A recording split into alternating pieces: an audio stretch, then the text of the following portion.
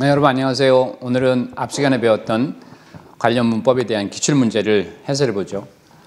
처음 제시된 문제는 2016년 지방직 7급 문제고요. 그 중에 우리는 2번만 확인해 보겠습니다. 자, 모든 연령대의 사람들이 여왕에게 존경을 표하기 위해 차려입었다. People of all ages, 모든 연령대의 사람들이 dressed up. dress up이란 얘기는 정장으로 옷을 제대로 차려입는 걸 얘기해요. 뭐 하기 위해서? To show themselves. 그들 스스로에게 their respect. 그들의 존경을 보여주기 위해서 to the queen. 여왕에게. 이런 말이네요. 문장 구조 분석을 해보면 people of all ages가 전체 문장 주어인데 of all ages는 전치사구니까 전치사구가 앞에 나와 있는 명사를 수식하는 형용사구의 역할을 하고 있는 거고요. 동사는 dressed up이 동사예요. 이때 up이라고 하는 것은 부사의 의미로 completely 정도의 의미를 가지고 있다고 보시면 돼요. 뭐 비슷한 예가 use up 이런 표현들 완전히 다 사용해버리다, 먹어치우다 이런 의미를 쓸 수 있고 eat up 라는 표현도 마찬가지일 거예요.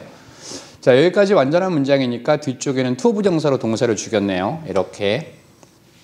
그런데 우리가 앞에서 to 부정사로 동사를 죽여도 여전히 그 동사의 속성은 가지고 있다라고 배웠잖아요. 그래서 보여주다라는 뜻이라면 누구에게 무엇을 이라는 목적어 두 개가 필요하고 사형식 구문은 삼형식으로 전환할 수도 있으니까 show는 삼형식 혹은 사형식에 쓰일 수 있는 동사예요. 목적어 두 개가 필요하거나 아니면 목적어 하나만 나와도 상관없죠.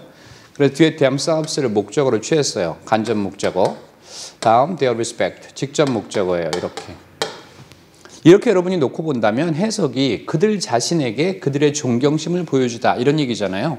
근데 영작에서는 여왕에게 존경을 표한다. 여왕에게 존경을 보여준다. 이런 말이기 때문에 목적어는 두 개가 있으려면 show 다음에 the queen 여왕에게 their respect 그들의 존경심을 보여주다 라고 쓰든가 이렇게 되면 이게 간접 목적어, 직접 목적어니까 둘의 자리를 이렇게 바꿀 수도 있잖아요. 그래서 their respect 전치사는 to를 쓰죠. to the queen 이렇게 쓰든가 둘 중에 하나의 형태를 가지고 있어야 될 거예요. 따라서 여러분들은 themselves 그들 자신에게 보여주는 게 아니기 때문에 얘를 이렇게 제거해 보면 show their respect to the queen, their respect to the queen 이라고 쓰든가 그게 싫으면 themselves 버리시고 이런 구문을 사용해도 되겠네요. 그렇죠? 넘어가 보겠습니다. 두 번째는 다음 문장 중 어법상 맞는 것이 뭐냐 2017년 국회직 9급 문제고 그 중에 4번 문제를 볼게요. He explained. 그는 설명했습니다. me 나에게 the meaning of the sentence. 그 문장의 의미를 설명했다. 구조 분석에 보면 he가 주어, explain 동사인데 여러분 explain이라고 하는 동사는 인수 코에 안대 풀어라고 말해 라는 표현의 덩어리를 우리가 문법에서 배운 적이 있어요. 잠깐만 써볼까요? 인수 코에 안대에 풀어 라고 말해. 이렇게 외워두면 외우기 쉽죠? 이는 소개시켜다니까 introduce, 제안하다, suggest, confess 하면 자백하고 고백하는 거죠. 아니면 confide 써도 괜찮고요. explain, 설명하다, announce, 발표하다, describe, 묘사하고 설명하는 거고요. propose, 제안하죠. 말하다 그러면 say 동사가 있을 거고 아니면 mention 동사 정도가 있겠네요.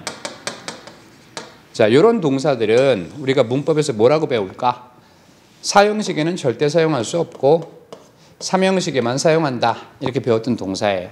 여러분 사형식은 목적어 두 개가 나오잖아요. 그래서 얘네들 뒤에 이렇게 간접 목적어, 직접 목적어가 나오면 틀린 문장이 되는 거예요. 그래서 삼형식에만 쓴다고 했으니까 목적어 하나만 떼야 되는 거고요. 여러분 간접 목적어, 직접 목적어 중에 중요한 목적어가 뭡니까? 이름만 봐도 간접이 중요하겠어? 직접이 중요하겠어? 당연히 직접이 중요하겠지? 그래서 간접을 없애는데 얘를 싸그리 빼버려도 상관없고 아니면 이 간접이 품사가 명사일 거니까 명사를 죽이는 방법은 그 앞에 전치사 두라 그랬잖아요. 근데 이 동사들의 공통된 전치사는 to예요. 이렇게. 그래서 to 간접 목적어 쓰면 전치사구니까 목적어가 사라지는 효과를 얻겠죠. 이 자리에 써도 되고 뒤로 빼도 괜찮아요. 그래서 얘가 삼형식 동사라는 걸 감안한다면 뒤에 나와 있는 명사 목적어가 앞에 있는 주어랑 서로 다르니까 이건 당연히 목적어로 보셔야 될 거고, 여러분이 이 목적어와 the meaning of the sentence라고 하는 명사가 또 다르니까 이것도 목적어잖아요. 우리가 앞에 명사 가지고 문장 안에서 목적어냐 혹은 보어냐 이렇게 나눈 거 기억나시죠? 따라서 이건 지금 형태가 사형식인 거예요.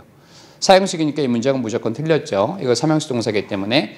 따라서 둘 중에 필요 없는이 아니라 중요성이 덜한 목적어를 없애야 된다고 했기 때문에 간접 목적어 형태 이 앞에다가 전치사 to를 이렇게 집어넣으면 되겠네요. me를 빼셔도 되고 아니면 to me를 붙이셔도 되고, 이 to me가 짧으니까 전체 뒤로 이렇게 빼도 상관없을 거예요. 맞습니까?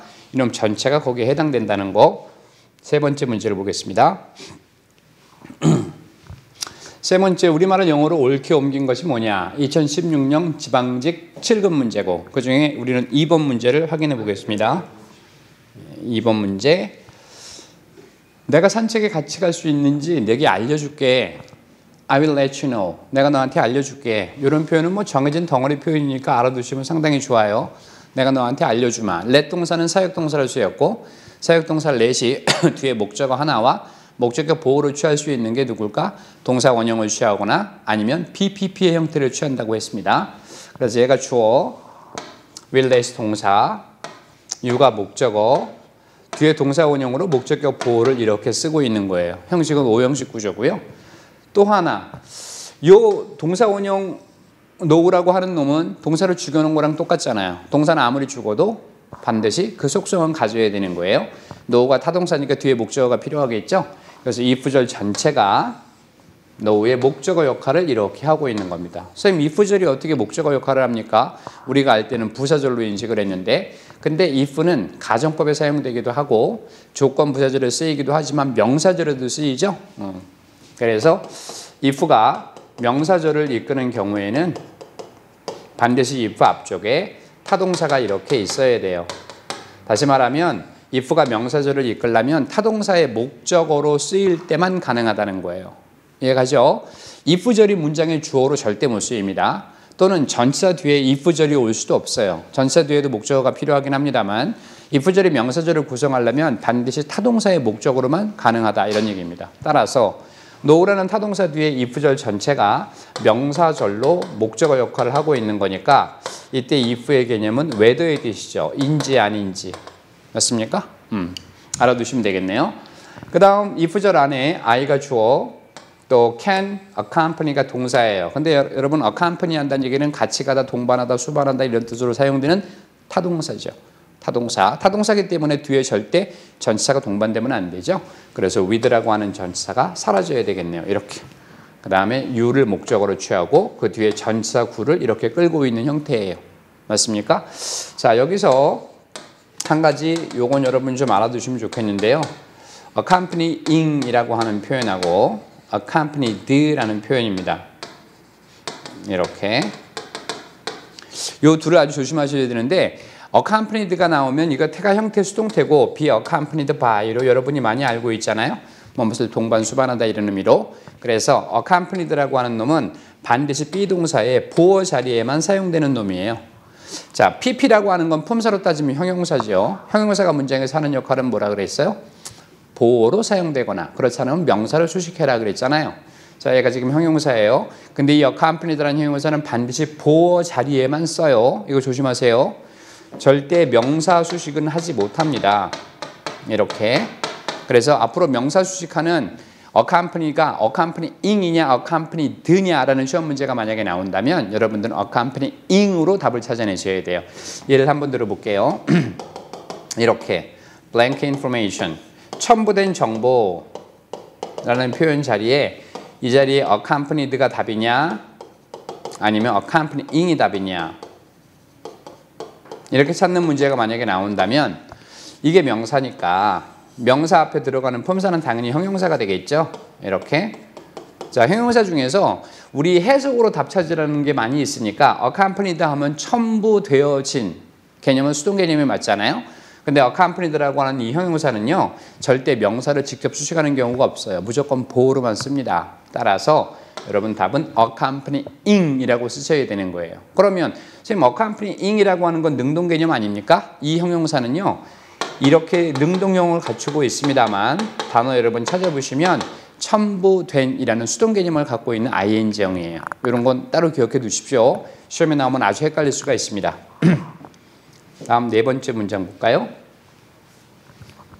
우리말을 영어로 가장 잘 옮긴 것은 2015년 국가직 7급 문제고 그 중에서 1번에 관련된 내용을 해보죠.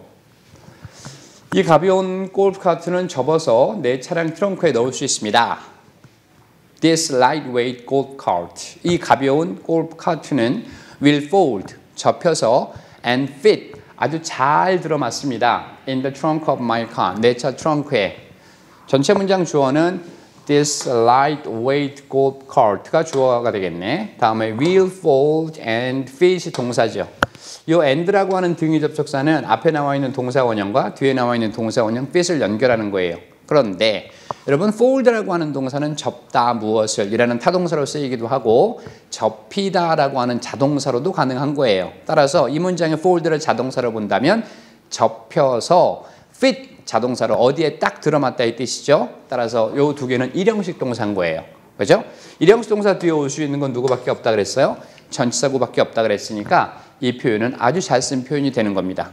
자, 여기까지가 앞서 관련된 명사와 관계가 있는 그런 기출 문제를 풀어봤습니다. 다음 시간에 또 뵙겠습니다. 안녕히 계세요.